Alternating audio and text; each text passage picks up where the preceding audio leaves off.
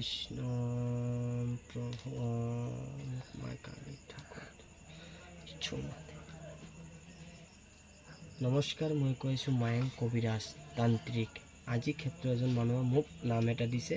এই নামখন যোনটো ৰূপেশ দাস, ভাইজনক মানুহ বান মাৰি ৰাখি দিছে, মানে বানটো কটাই দিব লাগে।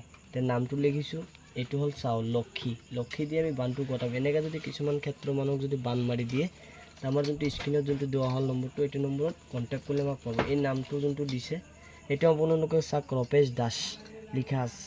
তে ভাইজনৰ ঘৰ হ'ল নেপাল। এইটো নামটো আমি দিলোঁ। এইটো আমি এতিয়া শৰীৰত তেজ দিম মোৰ অলপমান।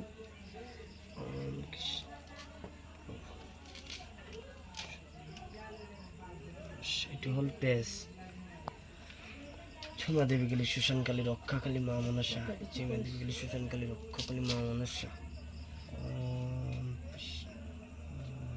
कृष्ण